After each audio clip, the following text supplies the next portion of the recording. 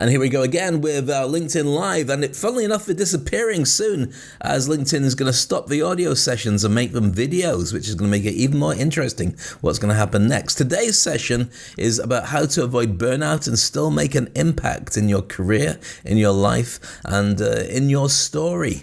What will that mean? Well, we're going to find out when we open up the lines. Going to be chatting to Aziza and Debbie, and hopefully people will turn up. It is a Friday, and you never know what's going to happen, but that's what makes it so interesting. Welcome to Speak on Stage.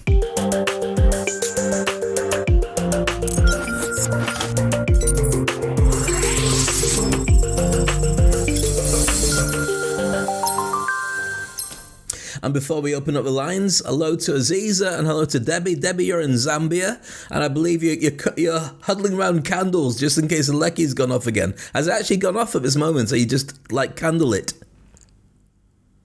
There is no electricity at the moment, so I guess hello. Wow. There's no electricity at the moment, so I can hear everybody's gen sets and all their devices in the background, and I'm just listening to cricket. Well, cricket's good. I quite like listening to cricket. Here's the thing, right? If you suddenly disappear in the middle of today's session, I will understand completely and I won't take it personally. How long have you got on your phone? Has it got the battery indication? Yeah, my phone battery's fully charged. My laptop's about 3/4. The Wi-Fi is attached. In theory, I am with you guys for the entirety of this show.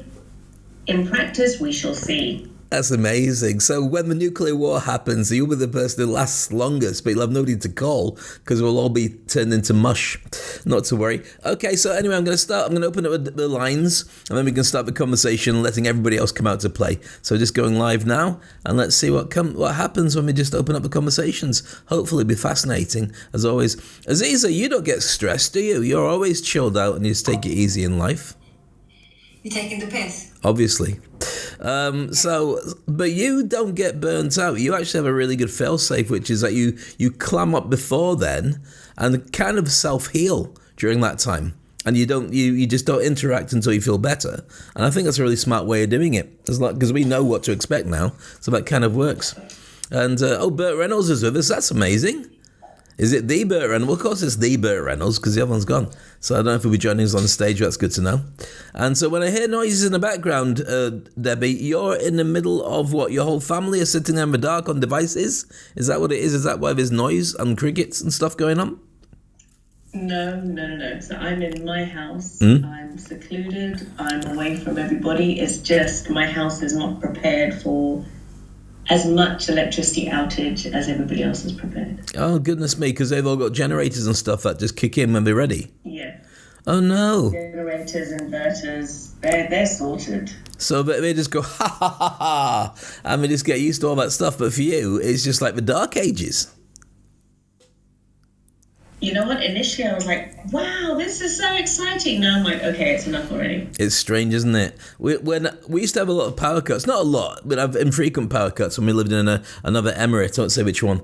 And what would happen is it would go out and they just wouldn't tell anybody or say anything or do anything, and you just have to wait to see if it'd come back on. And what I'd do is, because the times it happened was usually in the middle of the heat of the summer, where it was just unbearable to be inside, but even more unbearable to be outside. So I just raid as much ice as I could do, put it in flasks, get all the hot water I could, put it in flasks, and just wait to see if it would get better. I get the candles ready, and sometimes it would just go overnight like you're doing, and then you'd wake up and everything had kicked in like nothing happened. I think 12 hours was the most I went without any electricity, and it was okay. It wasn't great. It just felt like you were camping in your own house. I mean, in the past it would be like a few hours, so this is new for me. You're looking at maybe 20 hours. Ooh. 21 hours. Yeah, it's very surreal. Is it night times that it happens, or is it any time it could happen? The electricity went this morning at about 5 a.m. Oh, no. So just before you get stuck into doing anything, you're on your own? Yeah. And the day before, it had come on at 2 and gone off at 5. That's never good. It really is just guesswork. But like I said, my mum and everybody is so prepared. For them, this is the norm. For me, it's like, what? Do you get sympathy from people, or do they just go, well, you should live here permanently and then you'd have sorted it? Are they like, you've got other places to be, so we're not helping? Or they're very kind and generous and say, come round ours if you need to? There's always the invitation to come round ours, but there's always the laughter. There's always the laughter. Yeah. So it's been one of those things where everybody's enjoying me returning from the UK and not used to how things are now running. Do you know them really well? Did you grow up with them? So it's like lifelong friends kind of thing. So it's like jokey but like kind. Yeah. Okay, good. So it's not like it's not like new friends who just don't care. These are people that care but just find it funny. Trust me, my lifelong friends find it funny. My friends in the last 5-10 years find it hysterical because they just think that I should know better. Well, that's their problem. For you, you're on holiday and you should enjoy it. Let's send it out that we're live and see what happens. Here's the thing. Oh, David Abel's arrived. Brilliant. We can get him on. He's a good lad. LinkedIn has had lots of... he's gone again. Typical. LinkedIn has decided to kill its live audio. And I think because of a reason that, we've noticed it the last couple of weeks especially, it's been really difficult to hold an audience. Before when we first started, you get 20, sometimes 30 people, and it just felt really comfortable. Then it's dribs and drabs. And I think they just changed the algorithm to make it really impossible. So what they ended up with is they said that basically between now and the 2nd of December, you're allowed to post that you've got a gig coming up. And then after that, by the 15th, if you haven't got anything booked in, it'll be gone. But we'll let you carry on to the end of the year. Then what we're going to do next year, apparently, is we're going to have it so there's videos. Now, I don't know what difference that is from LinkedIn Live as it was anyway, but they're encouraging people to go to video because apparently people didn't use the radio so much. But I think that lots of people enjoyed the radio because it was like, I'm having a bad hair day, so I don't need to worry about it. Whereas when on video, you're going to get less people wanting to come on camera. But I don't know if they're going to facilitate it so you could do something because I have cunning plans to do a game show style format, and I want to see how well that works. I used to do it on the radio years ago, and it'd be a chance to test it out. But I think that what we're going to do is just scrap the audio and maybe push it so you get a few more people turning up for your live to camera stuff. It's going through a really strange thing right now. It's just like TikTok, I think.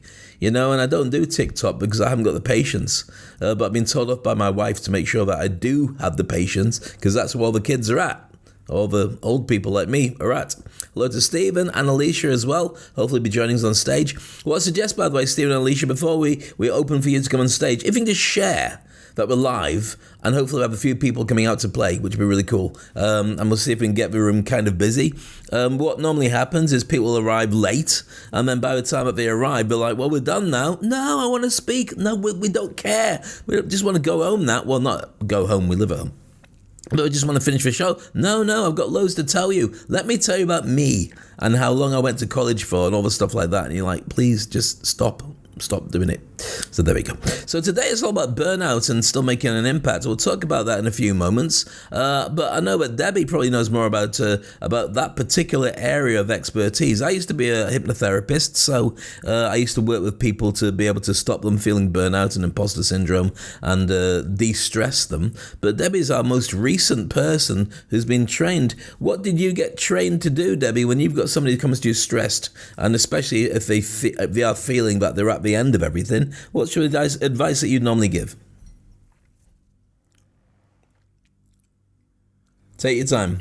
Sorry, I nearly lost you then. Mm-hmm. It would always be just sitting, breathing, grounding, and being as present as you can be would be my first point of information. Right. Because that would be where you need them to just calm down without actually having to tell them to calm down, so that they're present, so that you can then work with them, and so that they're very much with you.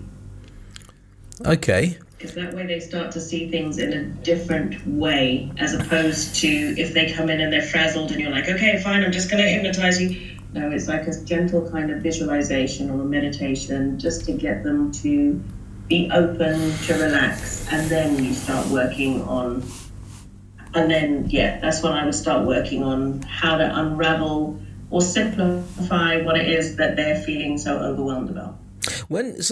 When you do hypnosis on people and you do stress management with people, a lot of people don't believe that hypnosis is actually happening. They just say, well, I just relaxed and I fell asleep. And you're like, well, that's what it feels like when you're hypnotized. Do you do the pinch test on people to prove that they were actually out of it? No. So with the 5 modalities that I do, the one which I love the most would be the Ericksonian method. Right. So where it's conversational and you pretty much talk them into it, or they talk themselves into it, should I say. Lovely. And then the quantum healing, the QHHT. That's another one of the popular ones. I don't know that one because I learned some of my stuff about 20 years ago when me and Moses did it together. Not in a, I'm married. But I didn't learn all the other stuff. So tell me through the quantum stuff because that's relatively new to me. Okay, so there's a lady, Dolores Cannon. She's no longer with us. Right. And she created a hypnotherapy treatment called quantum healing hypnotherapy, hypnosis therapy. And with that, everybody gets what it is that you're realizing, that they're relaxing, that they're being hypnotized. And as they start then going through the process, you then guide them. And that's when the subconscious mind, which is always protecting. Yeah, dropping out slightly, I'm afraid. But unraveling and allowing them. So it's self-healing. It basically gives them permission. I can hear you again now. It basically gives them permission to be able to heal themselves and just sort of babysit the process. In fact, that's probably the best way I would have described it. Yeah. Oh, good. I'll tell you what, I mean, one of the things is when I do stage hypnosis shows, I don't do them that often, but when you put people in trance state for about an hour, and we do crazy stuff like dancing on stage and singing and being completely off it, by the end of it, they're so chilled out and relaxed. It's just the most amazing experience for everybody. And I love doing hypnosis shows because it's almost exactly the same as doing therapy, but you get to have a laugh at the same time. And it's got a really bad reputation when it comes to talking about hypnosis because people think that certainly in this part of the world, in the Middle East, it's kind of got connotations of black magic and all the rest of it. But it's not. I mean, it's the same thing that when you go to pray or you do yoga or any kind of meditation, you go into a trance state, and that's ultimately what happens. So, when you explain to people it's just scientific based, you've got no magical powers, you're not Harry Potter, but you can guide them into do it for themselves. And I find that people just allow themselves to do it, which is wonderful. And then you can get them to hump furniture in front of all their family and friends. No, you don't do that. That'd be a terrible idea. So here's the thing. Do you feel that there's a bigger chance of us getting burnout now in this year than maybe previous years? I've got this feeling that the world's kind of like, it's in a very weird spot. The AI stuff is kind of settling a little bit, and we're getting used to it being part of our lives and integrating it where we can. The paranoia that's going to take over everything and ruin it for everybody has kind of subsided a bit. But I just get the feeling that there's a lot more toxicity and also a lot fewer guardrails for people to feel that they can rely on their governments or can rely on the big companies. You always felt that people had your best intentions at heart. And I don't get the feeling it's like that. I get the feeling now it's really like almost every man or woman or whatever for themselves.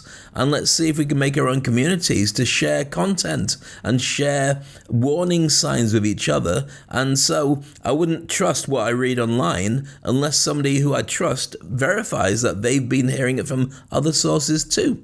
I don't know what you guys think of that. I'd love to know. And if you just joined us, by the way, that's Sankanjan and Stephen and Alicia, very welcome to join us on stage and share your thoughts on this. We do it for about an hour, really. Obviously, if I'm just talking for an hour or so, I'll still do it because I love the sound of my own voice. That's how big my ego is. But I'd love to know from Debbie, what's your thoughts on that? If anything, I would say this year seems a lot more stressful for a lot more people. There seems to be, I know in the UK there's a lot of people that I know personally who've been laid off in this last year. So they've been impacted by that dramatically. Whatever, and people now are actually realizing that there is a better way of life if they choose it to be. I mean, I had to laugh. The UK prices doubled in the last 2-3 years. Yep. Whether it was rentals, whether it was groceries, all of these things were doubling. People's salaries were not. So there's that pressure that would come in, and then you find a lot of people would say, well, it's because of the wars that are going on that this is why these prices have gone up. Strange enough, me coming back here to Zambia, I'm hearing the exact same excuses, and I'm thinking, why would a situation in Europe affect somewhere in Southern Africa? Well, again, prices have. Go on. No, I was going to say, go ahead. I'm listening to you. I was just going to comment because there's a little gap, but please finish off what you're saying. Yeah. So again, prices have trebled, if not quadrupled. Rentals have increased dramatically. House prices, groceries are absurd. Petrol, all of these prices have increased, and people's salaries have not. So there is definitely pressure around the world in varying degrees. And as a result, people will feel it, because even though money, as they say, is not a necessity, you still need it to survive. Yeah, of course it's a necessity.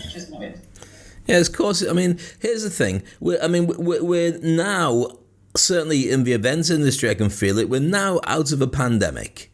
But the pandemic took about 3 years to be able to feel that the waves weren't coming the same way. And that's had a knock-on effect. Remember, the whole world kind of shut down for about a year, maybe longer, maybe a year and a half. And so during that time, a lot of things became more expensive and a lot more scarce. But what generally tends to happen is the prices don't go down again, because you just think, oh, this is what it is everywhere. I'm just going to keep it like that. And they wait for other people to raise themselves more money. I mean, when you talk about a recession that hits, and I'm not an economic expert at all, but a recession tends to be not that there's less money, it's just that there's less spending of money.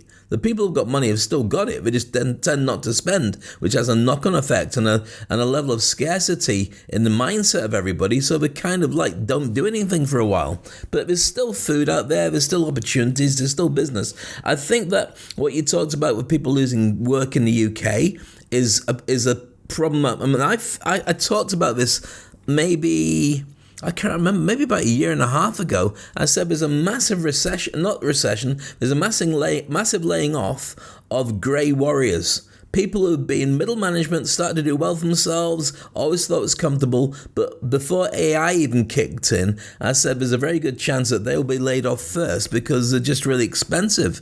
So they've got families to support, they've got expensive insurance, they need holiday pay and all the rest of it, and it's much easier to get in younger people who have got credit cards that they like spending. And so certainly that used to be a drive in a lot of places. When you're talking about being an expat in the Middle East, I know that was at some point seen as a potential policy to just bring in a new workforce every couple of years, let them get bedded into the place and let them spend credit cards. I mean, it makes economic sense. Meanwhile, everybody goes home and you just keep the churn going.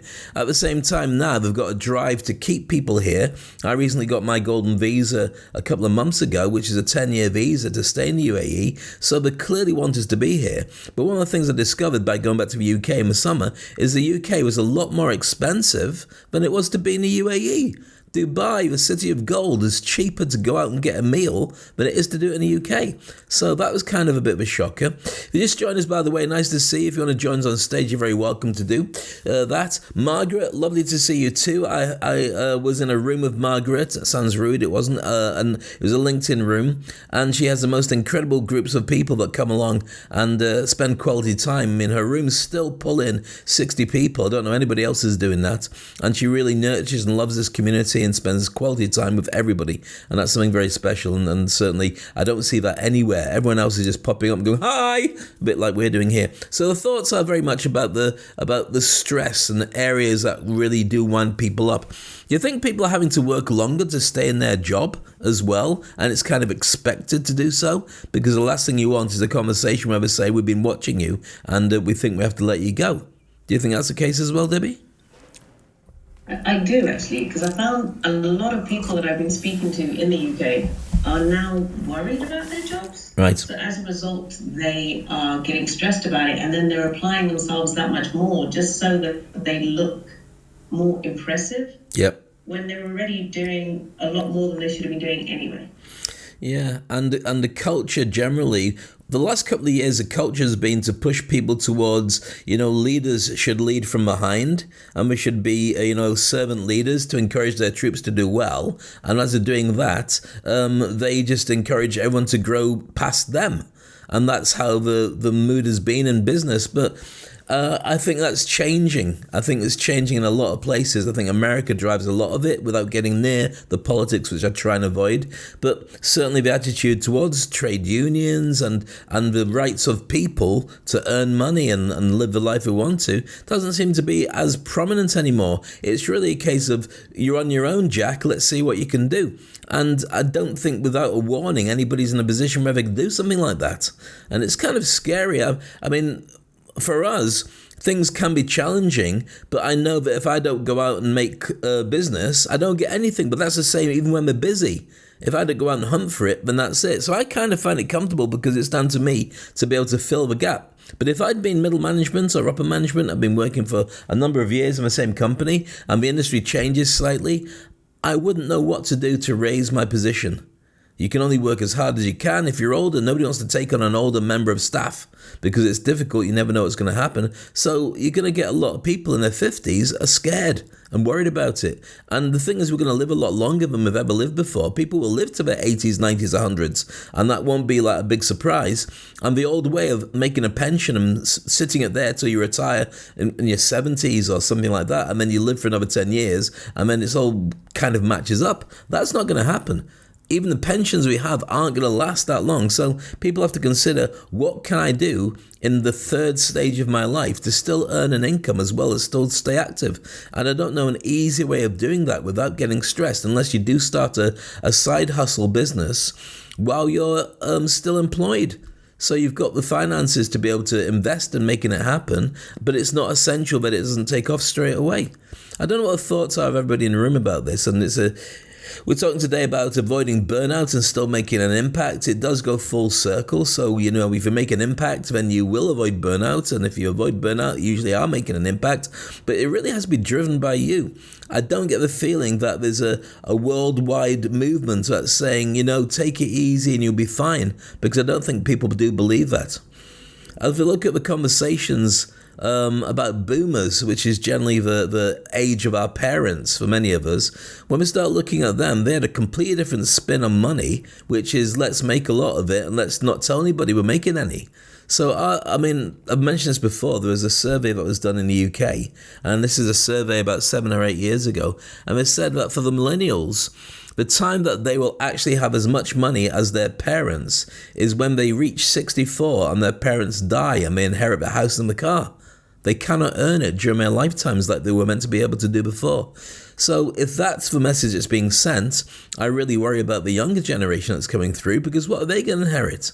I remember even being at school, we're told to do more of our leisure time because the world is going to change and the job situation is going to change. But nobody said, but you won't be able to earn anything. They just said all that's going to happen is you're going to have some more free time in your hands. So I'd love to know the thoughts of the people in the group on that. As always, if you do want to come onto the stage, and Stephen, I did mute you last week and then you disappeared on me, only because I could get lots of background noise, and that's why, and you weren't speaking at that time. You're very welcome to come and join us again, by the way. If anybody else wants to come and join us on stage and share their thoughts on this, I'd love to know, because I think we're going to get a lot more people, maybe not burnt out, but in the situation that I was in after the pandemic, where I'd gone for about 2 years without any real concrete speaking gigs or training gigs, and we just managed to get through. And Aziza, who's my wife, very quiet today for some reason, she was an award-winning wedding photographer, no work because no gatherings of people for about 2 years. And so I had a thing called burn in. It wasn't burnout. I didn't collapse on the floor with drool coming out. What happened instead was I was just constantly pushing. It's like if the brakes have gone on your car and it's metal on metal, or if you get your wheels stuck in the sand and we're going round and round and not catching. That's what happened to me. So I didn't burn out, but I did feel this pressure, and it took a long time to be able to get over it. And even now, I realize now with anxiety and depression that had hit me, I had no idea what they were. I do feel it in little pangs every now and again as a warning sign, so I've got to deal with that. Debbie, you were just about to say something. Please feel free to join in. What's your thoughts on that? I was just going to say that I loved actually what you had written in your descriptions on how to avoid burnout, because a lot of people don't prioritize their self-care, along with the other list of things, celebrating small wins, adopting a growth mindset. It's got to a stage now where fear seems to be controlling people more than imagination. Nobody wants to be a daydreamer anymore, because if you're a daydreamer, you tend to lose out. There's less excess cash than there would have been, say, 5-10 years ago before these crises happened. Having said that, though, we will evolve and we will then adapt to the best version of ourselves. But in the meantime, it's just, I guess, a little bit tougher than it should be. Yeah, I don't know about evolving into the very best versions of ourselves. I think for most people, it's really difficult to be able to work out what we are right now before we become something better. And here's the thing. I hear what you're saying and I love what you're saying. But I think that when you are, it's like they say, that civilization breaks down when people lose out on 3 meal times. If you've missed out on 3 meal times, you will break into your neighbor's house, or you'll suddenly change your attitude towards things because you need to get some food inside you. Otherwise, there's a very good chance you could die. And so I think that the attitude changes. What we've got now is a slow burning death of lots of things that we thought was going to get better. Will we evolve into something better? I don't see how we do, because everything I see media-wise, everything, and it's not just that I'm looking for it, it all seems to lead towards tighten up your belts, things are tough. So even for the first time, I see celebrities really burnt out and sharing the fact that life is not so easy at the top, the way that we all perceived that it was a golden life for anybody who's famous. So I'm not sure whether that means something, but I'm happy to hope that I'm completely wrong on that, Debbie. What's your thoughts on that? And You don't feel that maybe it's because we have more media coverage now than there was 10, 20 years ago, so people are able to communicate the reality of life in their version of it more than they would ordinarily?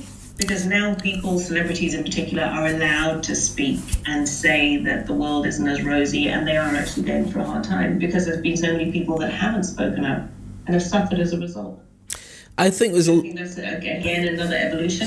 Yeah, I do in a bit, but I also think that the nature of social media means that all the nasty people tend to be heard better. If you can get people wound up by saying things that makes them upset, then people will get upset, and then that gathers a crowd. It's like, for instance, if a fight starts in the middle of a street or in the middle of a bar or a restaurant, everybody drops what they're doing to have a look at where the fight is. And I feel that that's a massive currency, and it's been driven by social media because they love to see people fighting. It makes attention happen. Stephen, you're an expert on fighting more than anybody in the group. What's your thoughts on this, about burnout making an impact and the way the world is going? And happy red wine. It's a Friday, so it's probably red wine. No, actually it's a whiskey. Ah, silly me. But you're close. You're starting to know me. Okay, you've raised a couple of interesting points. I'm currently reading about ancient Egypt, and what I find interesting is that even the slaves were allowed 1 day a week to do nothing, and they were actively forced to do nothing other than eat and sleep, if you can force somebody to do that, which I find interesting. I pick up on, I think it was Debbie's point about there's more internet activity, communications. You're not in the UK, so you're probably not aware of all the media commentary about knifings in London. No. Of which there were like 2 last week. If we go back to before the First World War and actually immediately after, sort of 1918 through to about 2022, 23, the police used to go around London, Birmingham, Manchester in squads of 8 to 10 policemen at a time in order to break up knife fights and just groups fighting each other. We hear about the knife fights, but you look at the historical perspective, and in actual numbers, there are less now than there were a century ago. And we look at it in terms of the number of knife fights as a percentage of population, and it's about 10 times less. Right.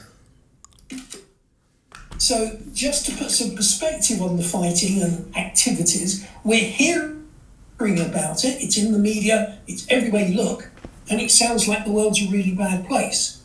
You put the historical perspective in, it's not as bad as you might think.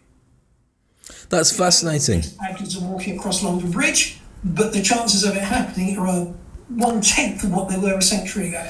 You see, on that point, and I'm so glad you shared that with us, I've believed for a very long time, and the stats actually hold up on this, there are no more paedophiles around now than there's ever been throughout history. Your kids are just as safe as they were 10 years ago, 20 years ago, 30 years ago. I would leave school and go play football and come home just in time for dinner. And during the weekends and during the summer holidays, I'd have my breakfast, go missing and come back when it was dark. I'd eat around somebody else's house or not eat. It didn't matter. I was playing football. And nowadays, you won't even let your kids walk out the door. Now, the stats show that there's no more danger to them than there was before. Could be the knife fights and stuff, there's levels of that. But it's a paranoia that's been driven by amplifying the stories of terrible stuff that keeps everybody scared. And of course, as you know, when people are scared, that means that they're more compliant to whatever you want to tell them that they've got to do, because they want to make sure that they're okay. Generally, they are okay, but people don't feel that at this moment in time. But you're an expert on war tactics. Is that a war tactic thing that's being used on the population without us going into big brother conversations? It's just standard to keep people on edge. That way they're not looking at you as a problem creator. They're just looking at their own lives instead. Well, that immediately brings us around to conspiracy theory stuff. I don't know if it's a conspiracy by the top 1% or the dangerous intellectuals or whatever. What I can say is, with some certainty, is that the effect of the media, whether it's mainstream media or the internet or any social activity that you care to look at, the groups that you mix with shape your behaviours and the way that you think. Mm-hmm. One of the things that the internet has allowed us to do is to join groups of like-minded people and to ignore that which we have no interest in or that we fear. So we get positive reinforcement of those things that we from those people that we mix with, whether it's online or in person. You only have to go back 25 years, and it was not possible to meet such self-selecting groups to the same degree. Mm. You might join the bowling club or the cricket club or tennis or whatever in your area. You played football. I played chess and judo. But that was about the limit within sort of comfortable travelling distance. Now, if you've got an interest in being a neo-Nazi or psychological warfare or name the topic of your choice, actually you can get online and join multiple groups with those exact same interests. You only end up mixing with the people that positively reinforce your own thinking. And part of that's the environment we're in. You're absolutely right. Part of the playbook of people who are right-wingers is that they like to create hassle and wind people up when they can. And social media is fantastic for that, for making a big noise and getting people upset.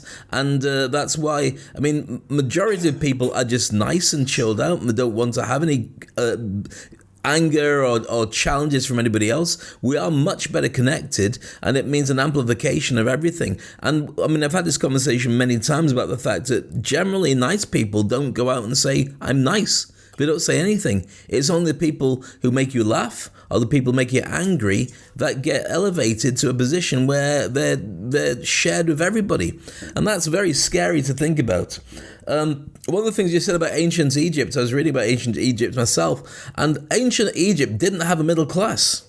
It had the guys who were super rich at the top and the guys who were slaves or farmers who were just able to sustain themselves on their land, and nothing really in between. So when it came to having hang on, that's not strictly true. In between, they had people like innkeepers. Okay, go on. Well, that was it. You had the innkeepers, the victuals,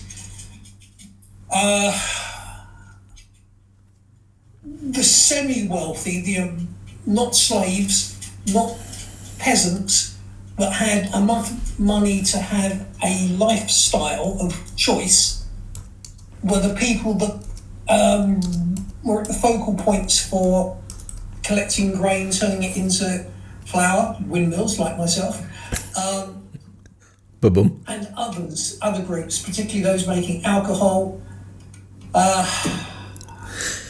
Actually, that's about it. Right. So there was a skeleton middle class, shall we say, who were the ones who had some kind of role of standing above what other people were doing below them and making money because they were getting it from above and below, but not the level that we're used to of some description. I think Aziza wants to say something on this as well. Aziza, what were your thoughts on this?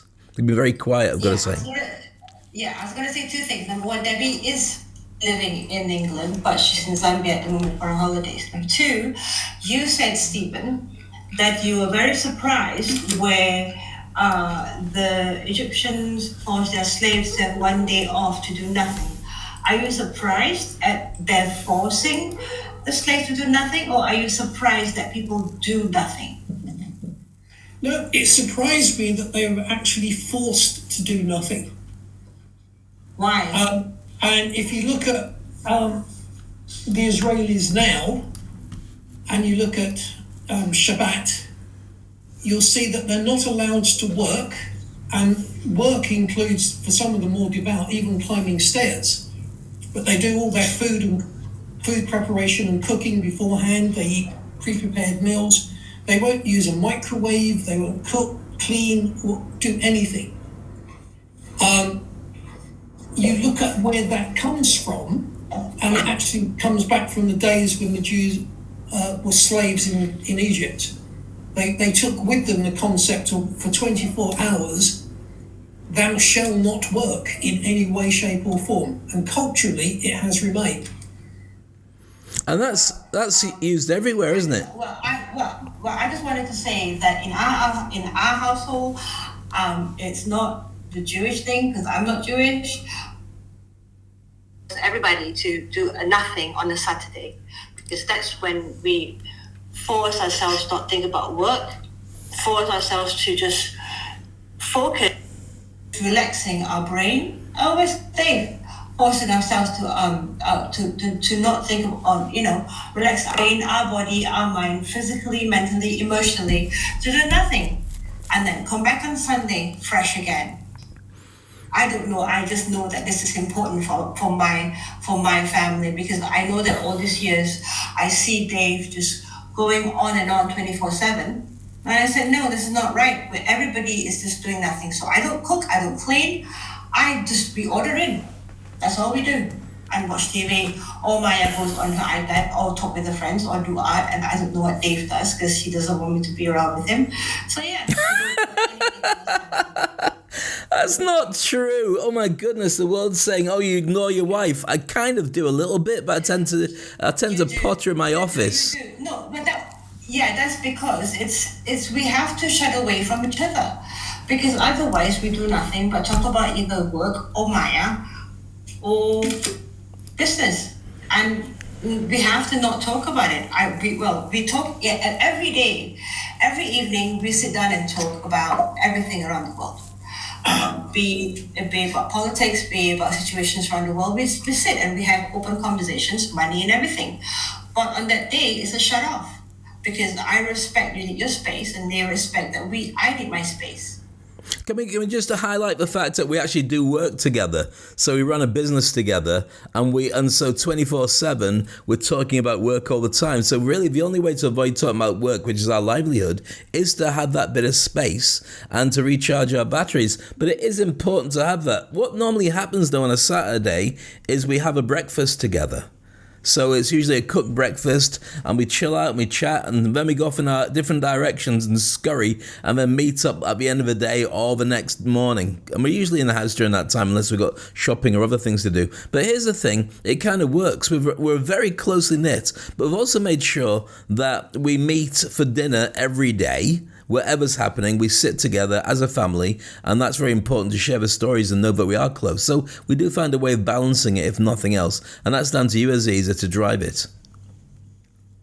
I mean, can I also add to that it's not just limited to religion, and there are many religions that actually do it, SDA inclusive, where there's 24 hours where they don't do anything. It's something which people should do more of, simply because it's healthier. It's healthier. I agree. Prioritizing self-care. Yeah. I agree. Totally agree. I used to think it was really smart. Hello to Margaret. We're going to chat to Margaret in a minute. I used to think it was really smart to work weekends because then I could get an advantage over everybody else, because I'd work, and then I'd have things finished that they hadn't done, especially when I was working in radio. So I'd work weekends. I'd have a day off during the week, but because I loved what I did, I would never really take time off. And it was only later on when I changed industries that I realized, you know what, you're just going round in circles and you're less efficient. A lot of the stuff you do when you're kind of tired, you could have done in one day and had a break as well. So I think it's important, as you mentioned, about self-care, to take care of all that as well. If you just joined us, by the way, nice to see you. We're sharing thoughts and ideas on how to avoid burnout and still make an impact. One of the things that makes a huge difference is the ability to have a community who is there for you, to support you, and notice when you're sometimes getting it wrong and can step in and just basically gather you up, give you a virtual hug like we tend to do in this group here, and say, don't worry, we've got your back, we've got you, we'll sort it out for you. Margaret, you're incredible at bringing a group of people together. But you do about 3 or 4 different podcasts in a night, which is unbelievable. I don't know how you managed to do it, but you found the power in nurturing and bringing people together. And when I've sat in your groups, everybody's got a story that is usually heartbreaking in some capacity, but they find that having that community, sharing what's going on and saying things that really matter to other people in the room is really making a difference. So how did you nurture that? And did they find you, or did you find them? Thank you so much, Dave. And thank you for this wonderful room. And nice to see you, Debbie, Aziza, and Stephen. And let me just go ahead and say hello to the beautiful community that's here. Brian Being and Blessing and Martin, Romy, Alicia Tolber, Amy Powers, my brother Platine, the godfather of LinkedIn, Eniol Song, who I am co-author with Lessons We Learned. Hi, Margaret. So sorry. What is your question, or what is your share? What are your thoughts about the topic that Dave was asking? So sorry about to interrupt. Oh, no, you're totally fine. With co-author with Lessons of COVID-19 that we had. And hello, Terrence, the beautiful Tracy, Cesar. Thank you for being here, Dr. Ash, Saeed. Margaret, we can't go for everybody who joins the room. It'll never stop. Yeah. We've only got an hour. Sorry, not your room. Thank you for letting me know it's not my room. No worries. I was actually answering the question of you wanted to know about my community. So And welcoming them in is how I have my community. Got you. So when you hear me take the time out for the community and addressing them, like Epo Jude, who's an artist that just walked in, is why I have the community that I do have, in all respect to your room, Dave, and Is it Asisa or yeah. So if you want to know what community and having your back really is all about, is the level of respect that you show for others. And I am blessed to have a strong community, and I invited these people into, and Kenny, the community builder that you see down there, I guarantee you he invited people into. Yeah, that's lovely. This is why your room went from a room of 4 and 5 people to you'll have many people on here. That's great. So I'm just going to make that point right there clear, that if you want to have a following and if you want to know, have an encouragement, right? Because here's the reality, is that in life, we're going to go through ups and downs. Right? And Dr. Arshad, Tracy, everybody, is going to have rooms to uplift one another. The godfather of LinkedIn, Eniel Song, builds rooms and events too. How I do it, I build the Jam, which is a music room, which I welcome. And I just came from there to here and invited people here to your event. So, a community is based on love. Do you see all those hearts that are happening? That is because, the gratitude of being acknowledged. You have titles, you have all of these status and everything. I'm a practical speaker. I have a teenager who I practically communicate with. I don't have high-level words. I speak in a way that, everybody can understand, right? Because we have to come in 100% and authentic and genuine. I'm not going to come up here, go blah, blah, blah, blah, blah. That's not me. That's not me. I'm just going to show up as Margaret Martinez. Loud and proud, and then just grateful and gratitude. Yep. Thank you so much for your time. It's been enlightening and being in here. Thank you, Margaret. Appreciate it as always, and it's great to see all your entourage coming out to play as well, which is wonderful. And it's great to see, as you rightly say, having the community and having it's down to different styles of room. It's not down to disrespect. The way that we've run this room is we keep it to an hour, and so therefore we normally go through very, very quickly to be able to get the points out. I understand that you have a different style of doing it, which is that you name check everybody and let everybody feel that they're valued in that, which I can understand completely, and it's beautiful and it works really well, and I validate that. And you've got a wonderful community which it's got different styles of running a room. That's the only big difference here. So one of the things that we're talking about is about burnout and how to make that impact. We're just discussing about the fact that social media has made it a lot harder for people to be able to communicate and for people to feel very, very welcome, to be able to do the stuff that we need to do. Things are becoming a little bit more difficult as people are older and also feeling more threatened in their job. So what's the silver lining? What is the way that most people will be able to look at stuff and turn around and say, actually, we're doing all right? Because as of coming to the end of 2024, Aziza and I have many conversations about reinvention, about how we need to shift and pivot in what we do to stay relevant. But I know for many people who haven't lived in that particular space and haven't been in the media of some description, it's much, much harder to think that maybe all the stuff you've been trained to do isn't quite so easy when the world changes and doesn't see it as being such strong value. Love to know thoughts of people in the room on that. If you want to put your hand up and join us on stage, I'm very welcome to. We've only got about 15 minutes left of the room, so I'm really fascinated to see what that brings out in this conversation. And you may see that we've already got inside the details of the room a couple of different hints that you can use for being able to look after yourself with some self-care as well. Stephen, what's your thoughts? I'm not going to answer your question. I will answer an earlier one. There are techniques that I was taught in the military for dealing with long-term stress and basically to directly avoid the risk of burnout. Mm-hmm. Go on. It boils down to you have to look after yourself and you have to be selfish with your time.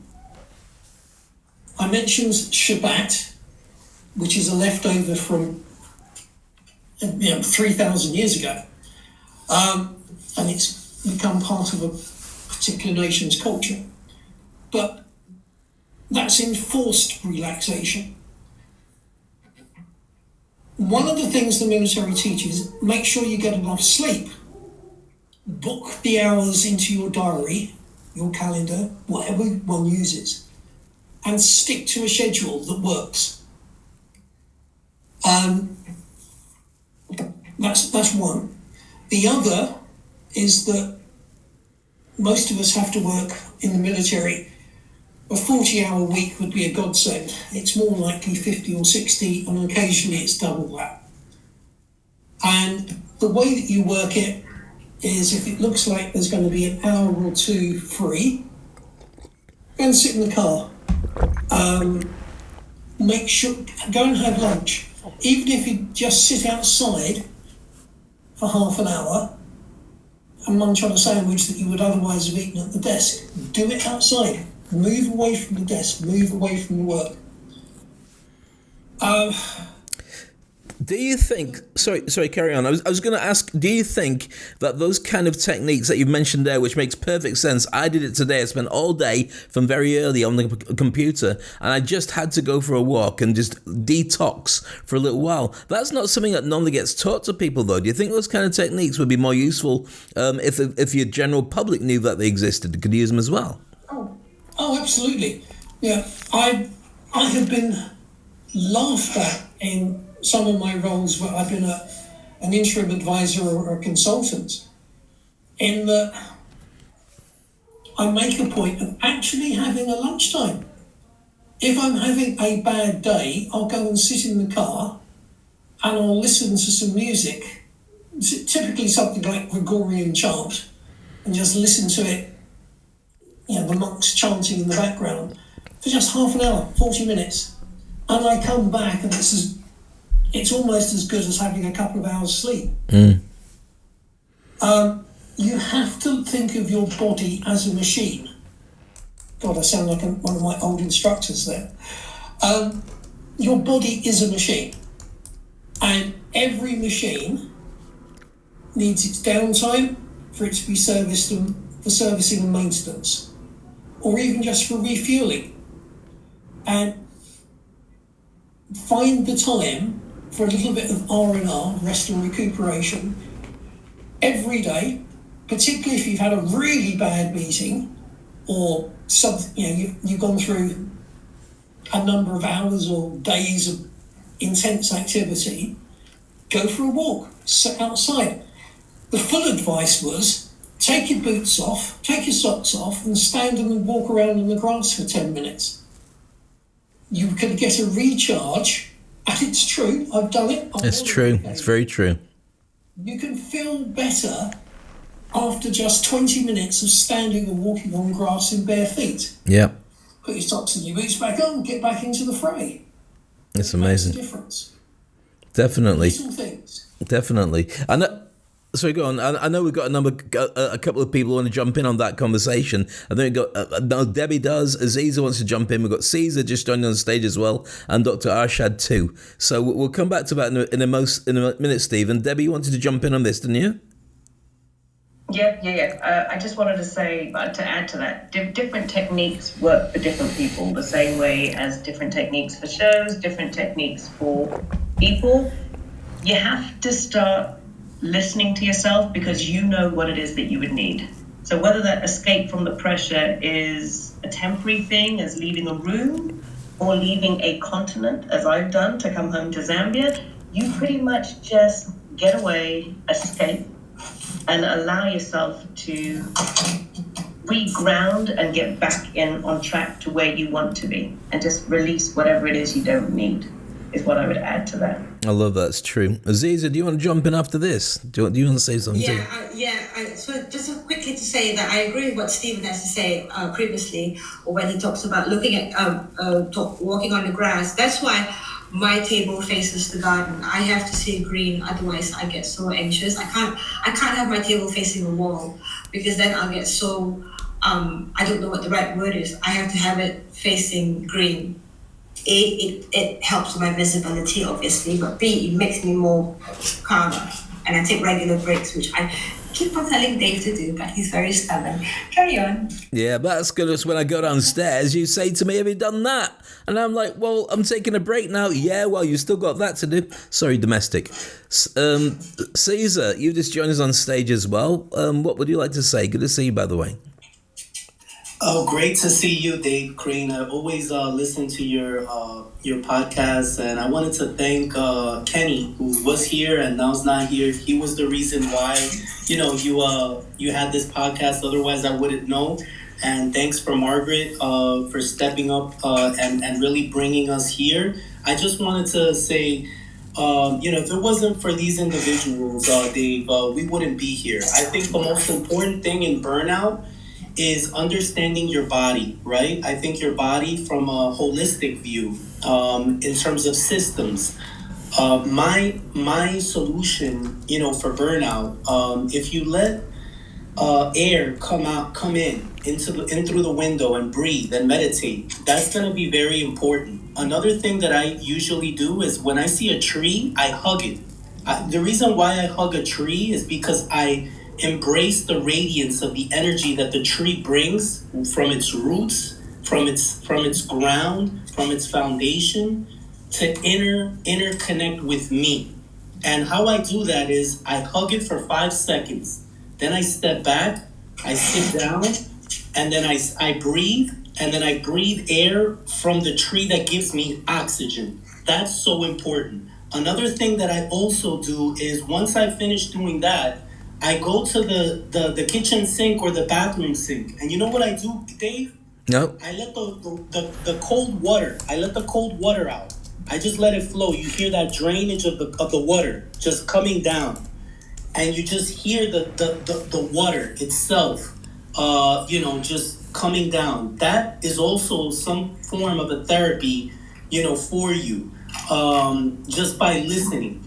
To water. So I think, these kind of things help me out with burnout because yes, we are all, complex machines, systems, and we need, like Mr. Stephen Windmill said, R2R, recovery and recuperation. And I think with that, there's one saying that really stood out to me. There are two people in life, right? There's an individual that has an axe and another individual that has an axe. There are two individuals that have axes. One is going to chop the tree down continuously without any rest. The other one, he's going to chop the tree at his pace. He's going to chop the tree in resting phases. So what is he going to do? He's going to be eventually able to chop down the tree at a much more efficient pace than the other individual that's continuously hammering at it. And why is that? Because we need rest. And I think two of the most important things that are valuable in the solution to burnout is number one, nutrition, to keep our ATP in our body and the intake of food valuable to what we bring in on an everyday basis. And the second thing is sleep. Having a good night's rest is very important. Yeah. And maybe the last thing to just put the icing on the cake to avoid burnout, make someone laugh.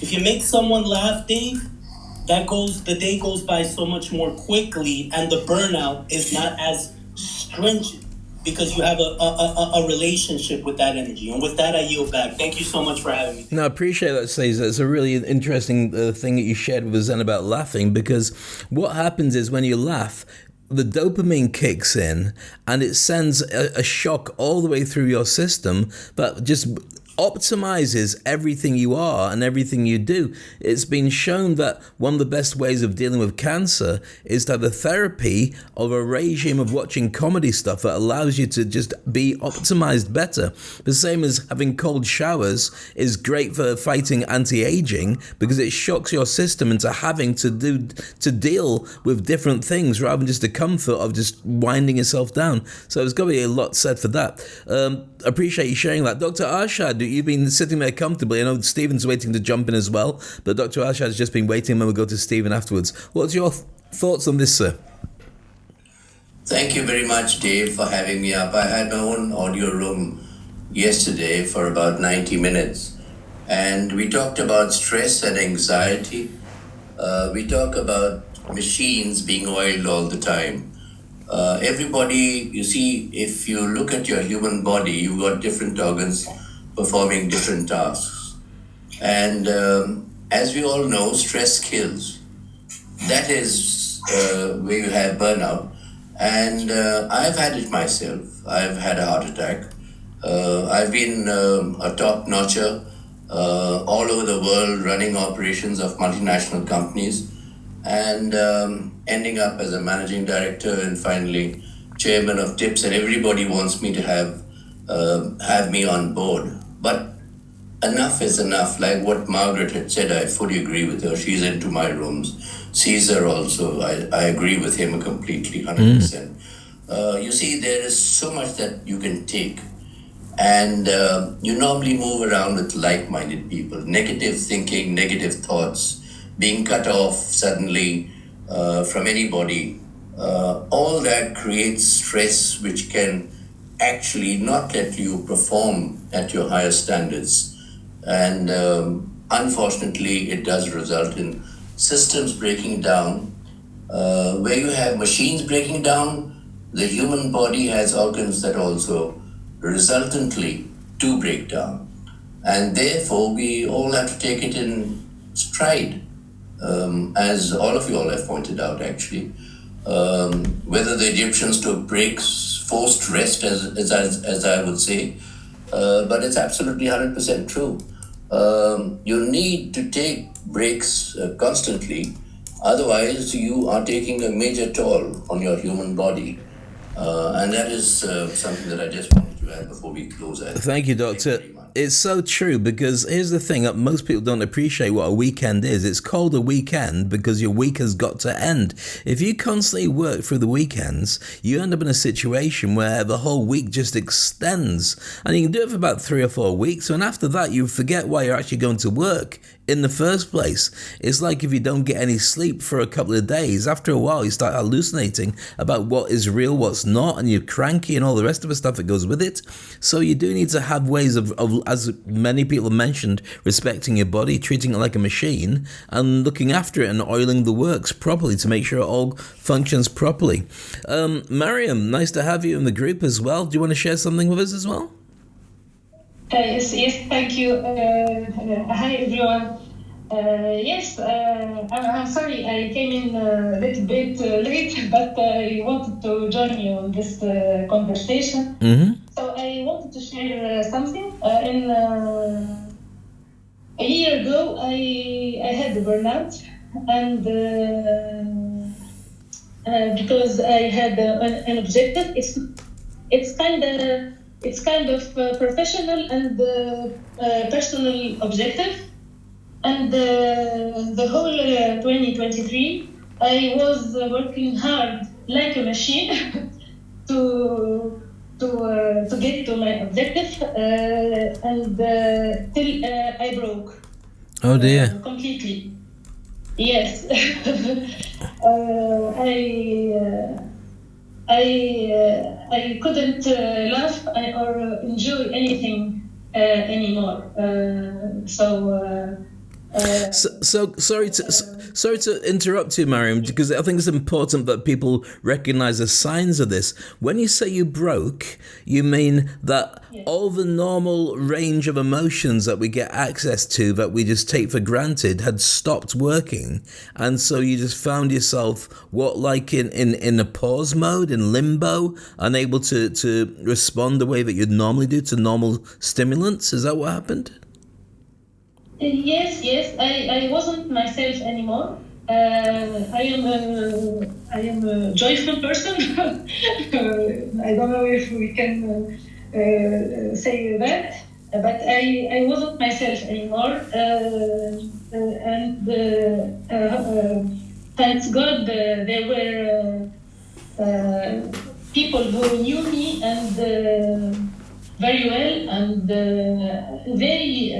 they noticed that I wasn't myself. So I think they rescued me by intervening and asking me to see a professional. and that's what I did. Of course, after the burnout, the symptoms of the burnout is depression. I had depression, not strong one. Sorry if I'm not expressing myself. No, you are. You're doing an amazing job. Thank you. Please continue. I mean, do you mind if I jump in to ask you a question, because I think it's really important to be able to clarify. So, when you had your friends intervene, how long had you been in a state of burnout before people came and started to rescue you? And also, were you able to appreciate the fact that you had gone down that state? Or were you in denial and they had to basically take charge and do an intervention on your behalf? No, I wasn't in denial. I suspected that myself, but I couldn't do anything for a while. And I was about 1 month or 2 months till my sisters. It's not they're not friends, but they were my sisters. They found out that I was passing by difficult phase, and they came and rescued. They asked me to go slowly with them, and see if I could go to a professional, because it wasn't easy for me. No. And they encouraged me to do so, and so I did. I'm thankful, because I have a caring family, and I'm thankful for them. Well, we're grateful for them as well, because of them you're able to come and join us and share this with us now, which is very important. Can I ask you about the time it took to recover to a point where you actually felt that you were back to your normal self again? Nice to see Hussein, by the way. We'll get you to talk after Debbie. But Mariam, how long did it take before you felt you'd gone back to normal after you started getting treatment? After 3 months. Right. Yeah, So sorry, I wanted to interject, because Mariam is actually my sister-in-law. Ah. And she is a lovely, lovely person who is actually selling herself short, because she stopped what she was doing and now she's doing so much better, and she's doing a lot of strong, positive work with software testing. So she does a lot with computers. She's based in Tunisia. So Mariam, thank you so much for coming up. So yeah, you've come a long way. Well done. Thank you.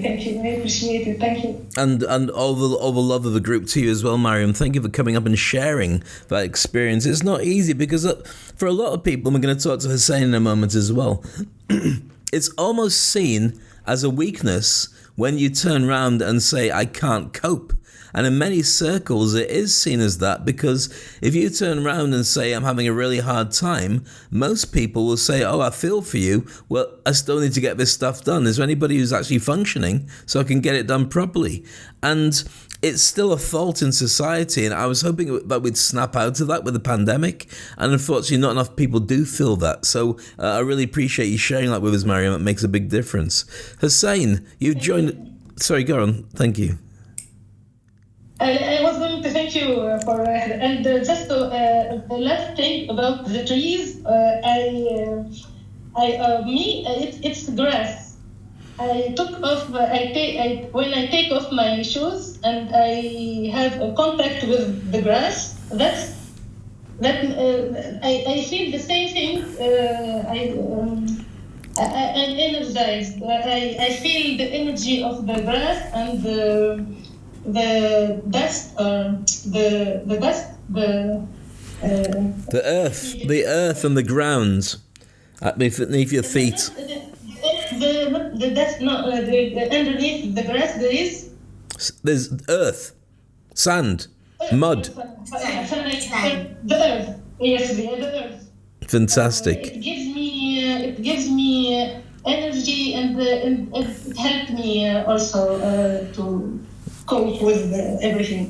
I'm glad to hear that, Mariam. Thank you. And one of the things is, before you just go to Hussein, do you remember, for those of you who, I don't know if anyone in the room is my age, but when I was a kid, I used to play in mud. I used to have a lot of fun just going in the garden. You play with worms, you dig up stuff in the garden, and all the rest of it. Kids don't do that nowadays for whatever reason. But one of the things is, it also means that your immunity system becomes a lot stronger, because you eat and you do ridiculous stuff in nature, and it just changes your physiology. It makes a big difference. Kids don't do that now. They stay inside on their iPads, and so their immune systems are a lot less. And I think that if you can get them out into nature and get to experience it, there's a lot to be said for it. It's not only like a drug to be outside in the wilderness, but it's also very healing for you. So, Mariam, thanks for reminding us, and Stephen and Debbie doing so as well. Hussein, you've been very patient, my friend. What would you like to share with the group?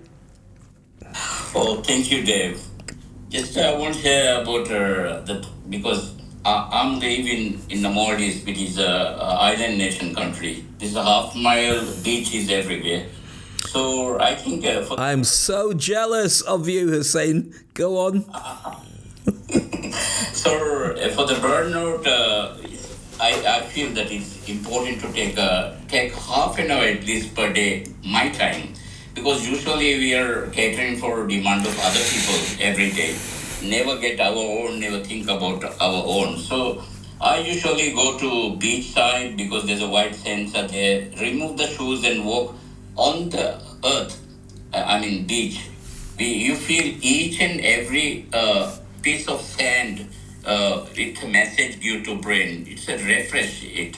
The other thing is that I feel that writing gratitude journal every day, at least 2-3 things what you are proud or you are happy about it, because even though we have so many good things happen, we never remember unless we keep writing it.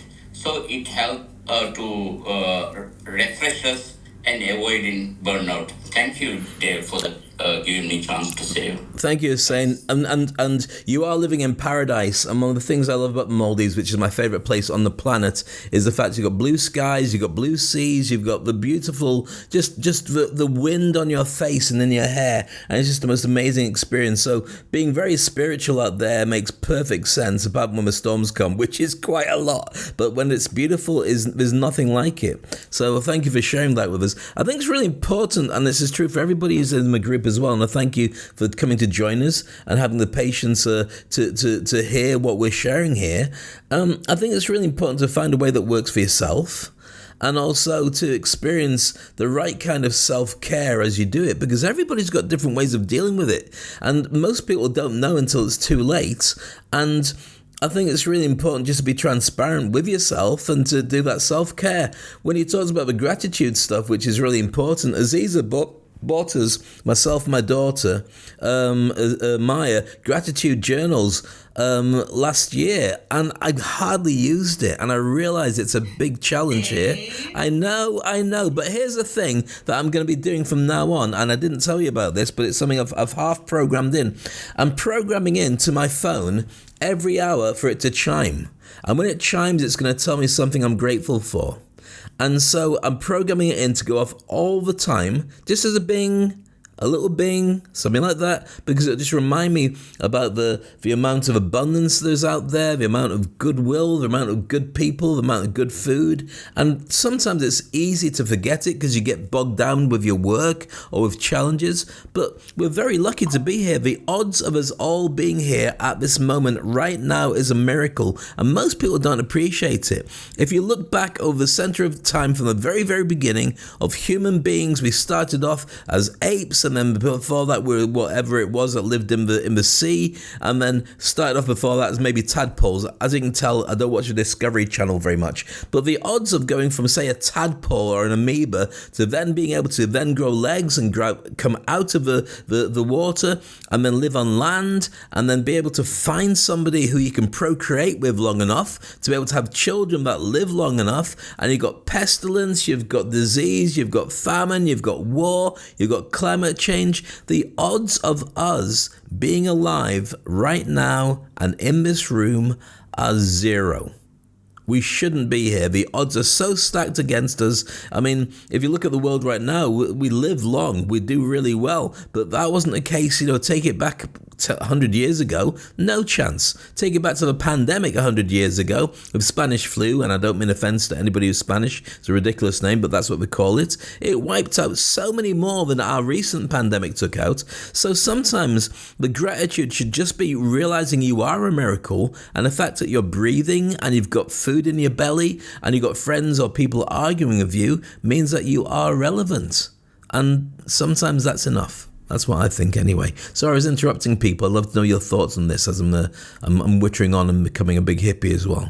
Debbie, I think you're going to go next, aren't you? Well, when you talk about hippie, I need to start my day with meditating, with gratitude practices. And then throughout the day, I will ground myself and find things to be grateful for. The most minuscule thing to big things throughout the day, whilst grounding myself as I go. And I end the day in gratitude as well.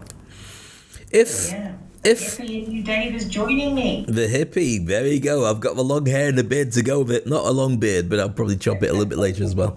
But I think that, you see, one of the things is, when I grew up, people were saying to us about the fact that you could be anybody you want to be. And I don't think that is true. You can't be anybody you want to be. You'll be the best that you can be. But you're also going to get a lot of circumstances and challenges and things that come along to make your life more difficult. That's just the way that life is. But I do believe that you can have a great life doing the stuff that you really want to do. And sometimes you get it wrong, and sometimes you get it right, and sometimes you have great days, and sometimes you have terrible days. But one thing you do get is an experience.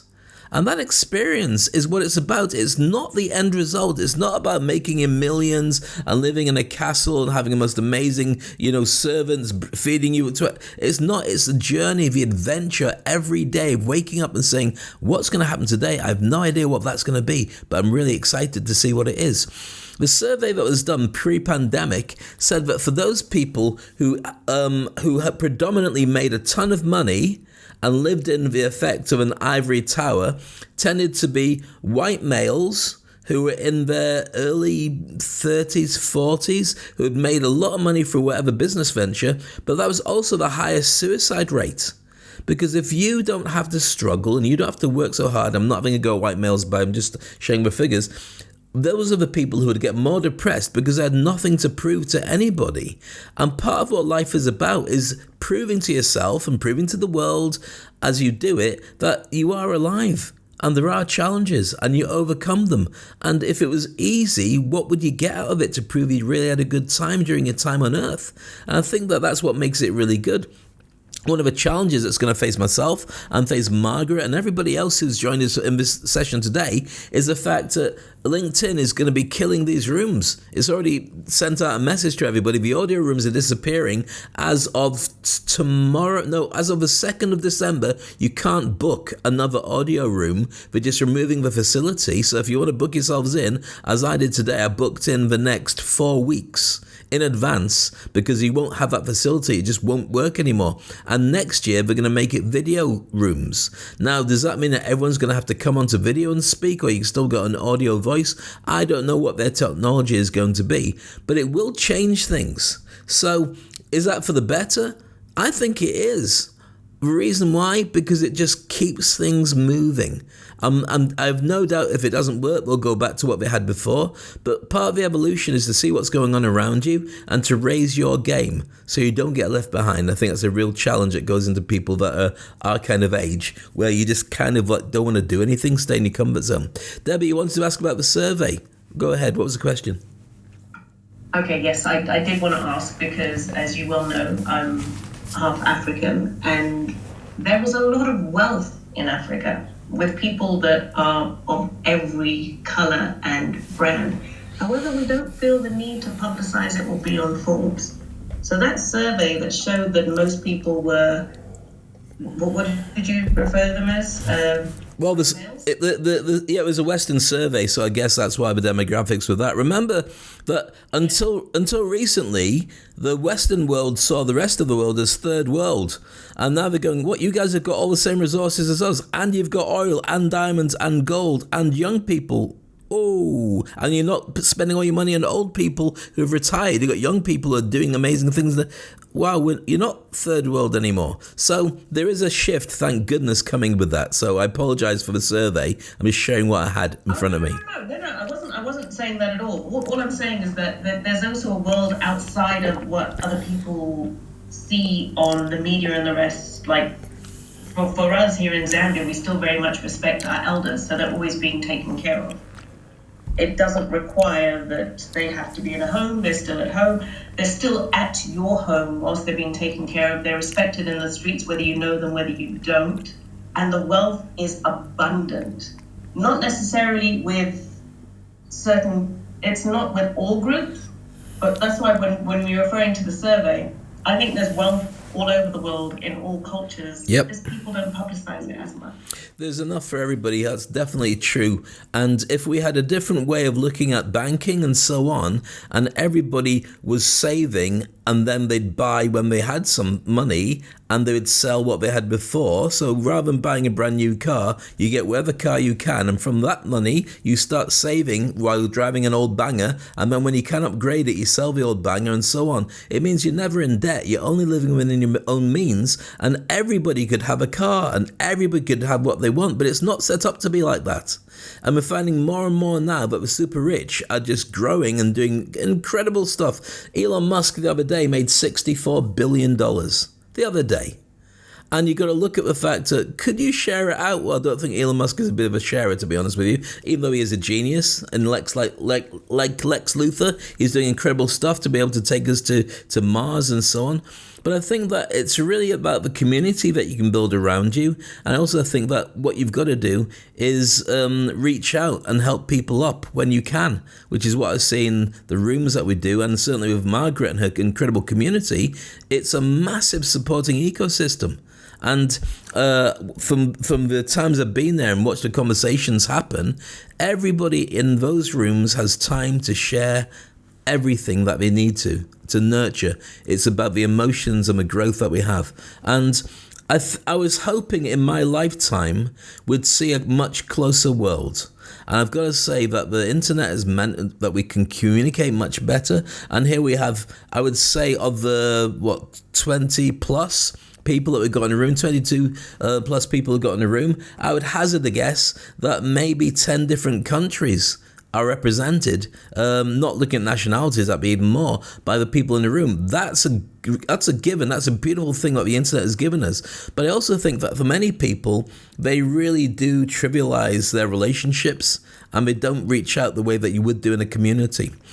So for instance, when they did a survey, they've got these things called blue spots. I think they're called blue islands or something, blue spots, where the average person lives to about 100 years old. And there's one in Italy, I think there's one in Japan.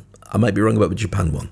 And so the average person, they did a survey and they said, well, what is it that makes these people live for so long? And they just stood around and watched them and just took notes and interviewed everybody to find out what it is. Is it in the diet? Well, not really. They have a lot of bread and cheese and ham in Italy. That's standard. Is it in the drinking? They're not drinking. No, they're drinking. They're having the red wine, the white wine, and doing all the rest of the stuff. But what is it that makes these people live for such a long time? And the reason they live is because everybody feels valued by everybody else. They pray together. They go through birth together. They share all this good stuff. They value their old people. So even if they can't do the job that they're doing 20 years earlier, they've still got something to do in a community, whether it's just babysitting or just, washing or contributing in some way. So everybody feels that they're there for a reason. It used to be the case that men would die after 7 years of retirement and women would live a little bit longer. And the reason for that is because when you do retire in the old days, when you kind of like get your pension and everything, you're kind of shut down because there's no challenges or things to keep you going, and you're isolated from the community and the conversations around the water cooler that you'd have normally. What we've found now, and it's an unfortunate thing, it's a good thing, but it's an unfortunate thing, is that women are now starting to die at the same kind of rate as men, because women are equal in the workplace, working just as hard, completely valid, but having the same kind of stress. So it's that ability to have that community around you, and if you can get it to work for you while you're at work and while you're at home and when you retire, then the odds are you'll still be there for as long as you want to be on the planet. I think that's a really important thing to look at when it comes to burnout and still make an impact. The impact is one that you need to have for you. And if you can spread that love and that joy and that happiness and that support to other people, then they'll do the same for you. And that allows you to live longer. That's what I kind of surmised from what was said in the group about creating that community and that importance of doing it. It's going to be interesting to see what takes over when we do change the algorithms. Maybe we'll find ourselves on Clubhouse in the future. Any thoughts before I think we should put the room to bed in a few minutes' time? Because it kind of feels like we got to a point where the only thing left is to sing Kumbaya and have a group hug. That's the only thing I'm thinking of right now. I was just going to add that, if you find that your purpose is to help others and you're looking outside of yourself, I think you're more inclined to find more peace and more blessings, in my opinion, because you're helping others from the depth of your heart. That way you're not so much looking at what you're trying to achieve in yourself, and all round it gets good results.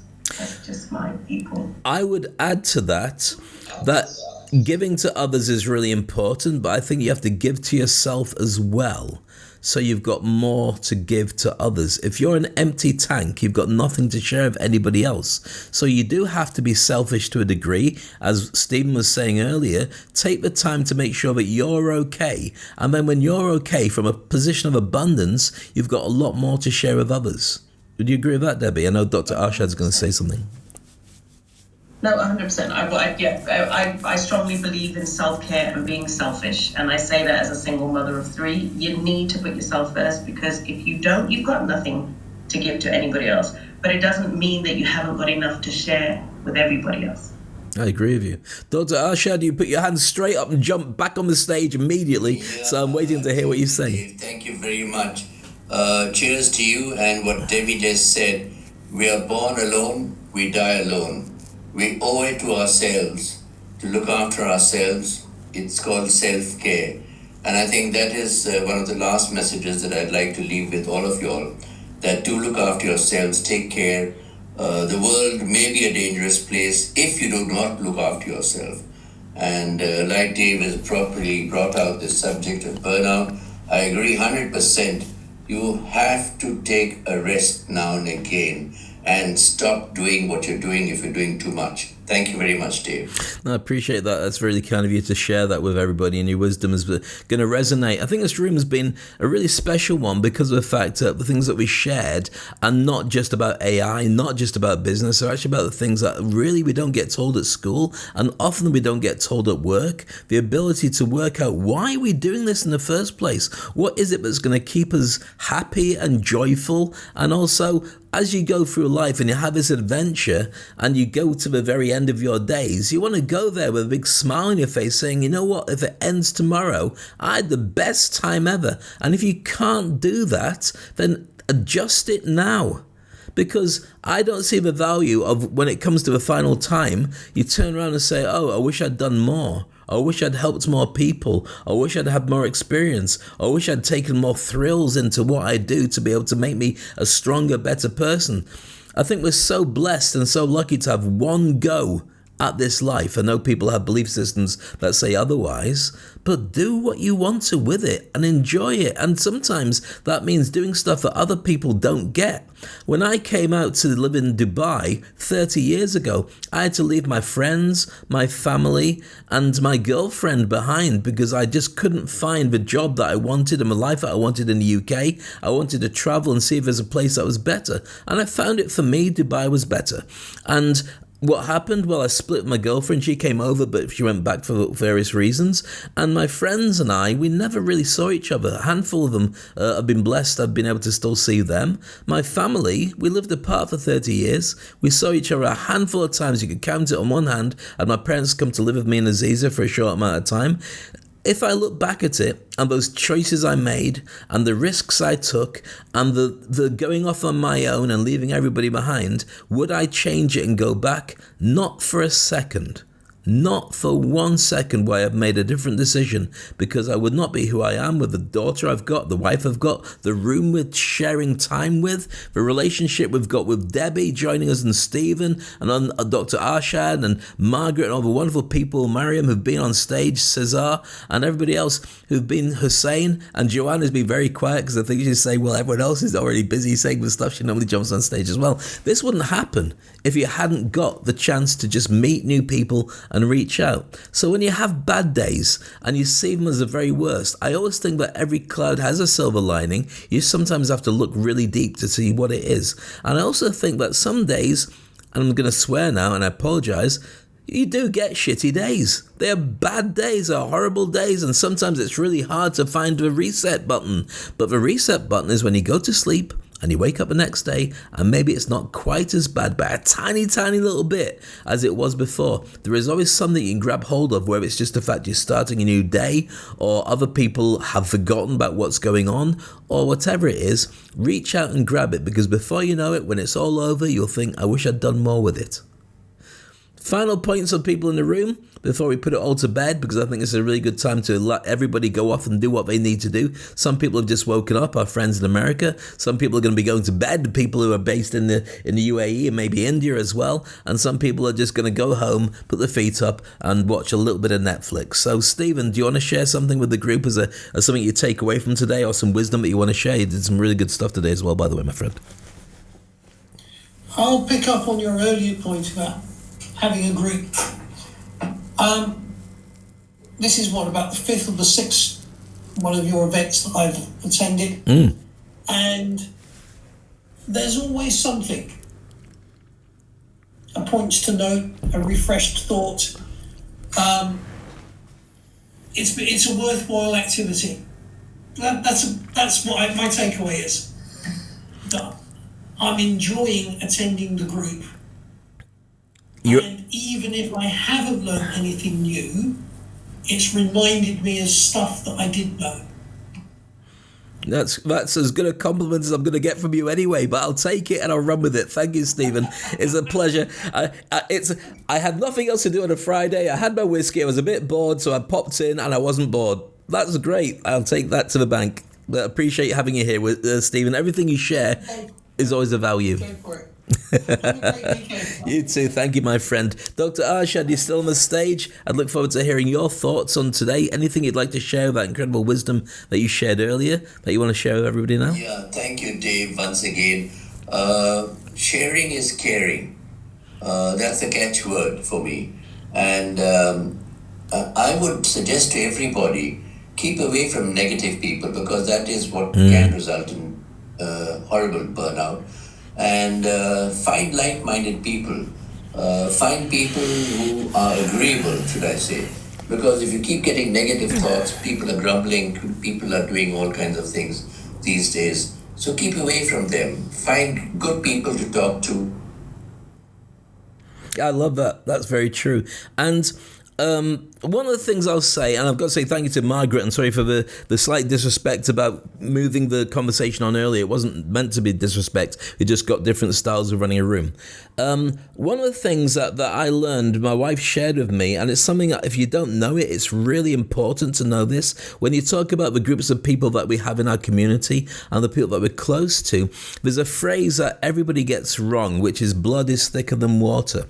And that's used and manipulated to make people snap into it with their family. Blood is thicker than water. Forget your friends, you got family here, look after them. Yeah, but our family are kind of like stupid. Doesn't matter, blood is thicker than water. And that's not the real phrase. Aziza, do you want to share what the real phrase is? Because I think that everybody who hears it is going to go, oh, we've got it wrong. Yeah, sure. The actual phrase is the blood of the covenant is thicker than the water from the womb. So basically, it means that the covenant are the friends that the friends that become your family, the family that you make, and the water from the womb is the family you're born from. So basically, prioritize the family that you make, the friends that become your family. So those are the family you make. Prioritize that rather than the family that you're born from. If they're toxic, if they're negative, if they're bad. Don't have that fall back to, oh, I still gotta speak to this so and so cousin just because blood is thicker than water. Nope, that's the wrong phrase. So I hope that has an impact on everybody who's thinking, especially around about time of Thanksgiving and Christmas, I have to go back in there. I have to deal with these people. And I know there's going to be a big fat fight. I don't go with my cousin or my brother or my sister. And I have to because I'm duty bound. You're not duty bound. And this saying, if you please Google it, look it up yourself. Blood is thicker than water. Work out where it comes from. This is an old, ancient English saying going back hundreds and hundreds of years where if they felt they had to say it and had to share it, it's because there's something like, even going back to those times, the pressure that's put on people to do the wrong thing for the right people, the right thing for the wrong people is still important. So when you're talking about self-care and you've got people that you love and they're not your immediate family, and you've got people in your family who just don't look after you properly, you now officially from this group have the permission to turn around and say, I love you, but I can't spend quality time with you other than what I do right now. So that's it. Debbie, final words. In fact, Aziz, is there anything you want to say before we hand it over to Debbie? Because Debbie's kind of like in the dark here. So go on. Yeah, okay, sure. I just want to say to everybody, please take the time to read the details because Dave has written down some powerful insights about this topic. And I think that a lot of people are still facing difficulties in putting boundaries to anyone else apart from yourself, and it's okay. You can just say, no, I'm not doing that, or no, I'm too busy, or I'll do it another time, or I'll come to you in 3 hours. It's okay. I give you permission. This room gives you permission. The whole world gives you permission to say that. There you go. That's a beautiful thing. And over to Debbie for our final words on today's session. It's been great. I really enjoyed today's session. I think got a lot out of it on an emotional level, more than, business level, which makes a nice change. I mean, as always, yes, thank you. So for those that did miss earlier, I'm sat in the dark as I'm currently in Zambia and we have no electricity. So I'm here with candles, which is why I get the VIP treatment. So thank you, Dave. My last words would be connections and community are great, but don't be afraid to isolate yourself when you need to, and always, always do what feels right for you. There you go. I love it. And thank you for sitting in the dark, spend quality time on your phone in Zambia when everyone else has got generators and you just headed back. And that's why you're there dealing with the candle stuff for a while. But I really appreciate the fact you're being here because you make our room better when we have your wisdom and your continuity and the thoughts that you bring to us. So with that being said, it's been an honor and a pleasure to spend so much quality time with everybody. I think that one of the lessons to take away is to stop being harsh on yourself, reach out, and if you don't ask, you won't know. So if you're having a hard time, ask somebody. You'll be surprised how many people, especially post-pandemic, do realize that we do feel connection and they can help you. It's a strange thing to throw in from a business point of view, but as a person who trains speakers to go out and do stuff, when people start speaking, most of them do it they call themselves a professional speaker, but they don't get paid. And the reason they don't get paid is because nobody's got a budget to pay them. Have you got any budget? No. Well, okay. Well, I'll just do it for free. But here's the mindset you need to have with this: never do it for free. Always do it for barter, even if they have no money. You'd be surprised how many people turn around and say, well, actually, we can do this for you, or we can help you with that instead. Or I've got resources like restaurant vouchers. Why am I bringing up the business side? Because you'd be surprised how many people, if you reach out and say, can you help me, can actually help you or know somebody who can help you. You just have to ask. And I ask you to have the most amazing weekend. It's been an honor and a pleasure having you here with me. Next week on the 6th, we're going to do the next couple of Fridays. Margaret, make sure you and your team book in the next couple of the times that you have already. The 2nd of December, they close all the rooms down, so you won't be able to do it anymore, and then we don't know what's going to happen in a year's time. But you're all welcome to come and join us next Friday, the subject of which I can't remember, because I can't touch any of the buttons, because if I do, it closes a room, but you'll be able to see it in my feed. I look forward to catching you soon. Have the most amazing weekend, and thank you so much for coming out to play. Remember, just jump and grow wings on the way down, and life will be good for you. Thank you. Bye-bye.